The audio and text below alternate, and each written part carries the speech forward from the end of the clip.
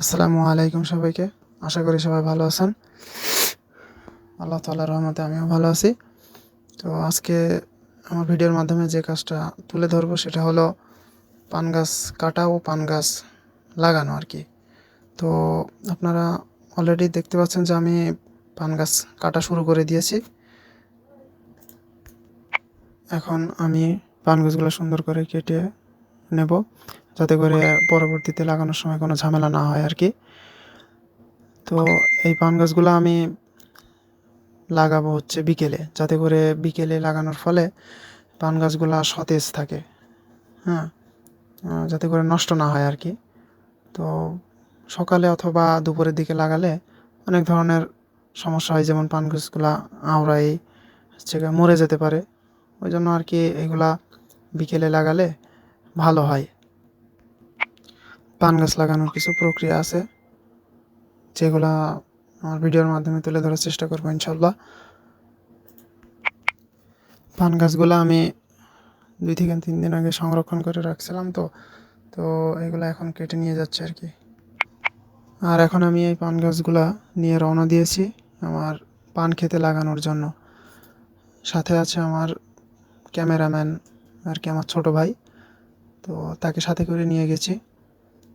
তো দেখতে দেখতে আর কি আমার পান ক্ষেতের কাছে আমি চলে এসেছি। তো আমার ছোট ভাইকে আমি বললাম যে সাইকেলটা ভিতরে ঢুকিয়ে রাখ আর কি, যাতে ভালো হয়। আর আমার পান ক্ষেতের পাশে একটা কবরস্থান আছে, আর এটা হলো আমার পানের ক্ষেত। আর এখন আমি যাচ্ছি পানি আনতে। আমার বরজের পাশেই একটা বোরিং আছে, তো সেখান থেকে আমি কিছুটা পানি নিয়ে আসব। তো পানি নিয়ে আসার পরে আর কি শেষ পর্যন্ত দেখতে থাকেন আমার এই ভিডিওটা। আশা করি সবারই ভালো লাগবে। তো এখন আমি পানি নিয়ে আসলাম, তো সেই পানি দিয়ে কাদা করে নিব আর কি। কাদা করে বেসনের গায়ে, মানে পানের গাছের গায়ে কাদা করে নিয়ে তারপরে লাগাবো। তো বেসনগুলার গায়ে কাদা করে নেওয়ার একটাই কারণ হলো, সেটা হচ্ছে লাগানোর পরে যেন মাটির নিচে গাছগুলা সতেজ থাকে এবং তাজা থাকে এবং দ্রুত শিকড় গজায়। সেই জন্য আর কি কাদা করে নেওয়াই ভালো। অনেক মানুষ আছে যারা মনে করে কৃষিকাজ অনেক সহজ, কিন্তু আসলে কৃষিকাজ অতটাও সহজ নয় যতটা সহজ মানুষ মনে করে আর কি। তো কৃষিকাজ হলো এমন একটি পেশা যেখানে প্রচুর পরিশ্রম করা লাগে।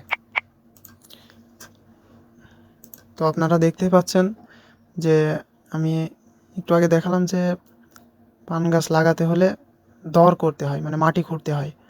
মাটি খোঁড়ার কিছু নিয়ম আছে, যেগুলা মানে এক একজন কৃষক এক একভাবে পান গাছ লাগায়।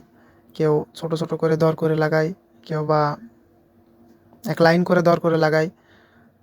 মানে এক একজন এক একভাবে চাষ করে আর কি। তো আমি, যেহেতু আমার আগে থেকে পান গাছ লাগানো আছে, তো আমি ছোট ছোট করে দর করে নিয়ে লাগাচ্ছি। উম, যে গাছগুলা মারা গেছে তার মাঝে মাঝে লাগাচ্ছি। তো এখন আমার কাজ হলো এই পান ক্ষেতটা ভালোভাবে পরিচর্যা করা, যাতে করে পরবর্তীতে ভালো ফলন পায় আর কি। এখন দেখা যাক, আল্লাহ তাআলার ইচ্ছা সব কিছুই। আল্লাহ তাআলা যদি চায় তাহলে অবশ্যই এখান থেকে ভালো কিছু হবে, ভালো ফলন পাবো, সে আশাই করতেছি। তো কৃষকরা যে পরিমাণ কষ্ট করে ফসল ফলায়, এবং যতটা তাদের আশা থাকে যে তারা অনেক বেশি ন্যায্য মূল্য পাবে কৃষিকাজ করে, আসলে কৃষকরা ততটা মানে ন্যায্য মূল্য পায় না আর কি।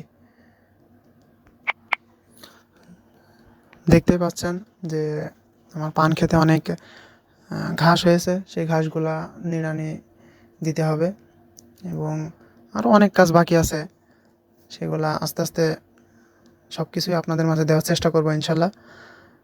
এখন আমি যে কাজটা করছি এটা হলো খুবই গুরুত্বপূর্ণ একটি কাজ, কেননা পান গাছ লাগানোর পরে ভালো করে পা দিয়ে মাটিগুলা এঁটে দিতে হবে আর কি, যাতে করে কোনো হাওয়া বাতাস অথবা মানে মাটিগুলো ঢিল থাকলে আর কি পান গাছ পচে যাওয়ার সম্ভাবনা থাকে বেশি। ওই জন্য আর কি এদিকটা খেয়াল রাখতে হবে ভালো করে যে কোনো দিকে যেন ঢিল না থাকে। তো যারা কৃষককে ভালোবাসেন এবং কৃষককে সম্মান করেন, কৃষকের কাজকে ভালোবাসেন, তারা অবশ্যই আমার পেজটাকে ফলো দিয়ে আমার পাশে থাকবেন। এবং যারা ইউটিউব থেকে দেখছেন তারা অবশ্যই আমার চ্যানেলটাকে সাবস্ক্রাইব করবেন এবং পাশে থাকবেন সবসময়, যাতে করে আমি আরও সুন্দর সুন্দর ভিডিও আপনাদের মাঝে দিতে পারি। তো এই ছিল আজকের ভিডিও। সবাই ভালো থাকবেন এবং 5 ওয়াক্ত নামাজ পড়বেন। আসসালামু আলাইকুম সবাইকে।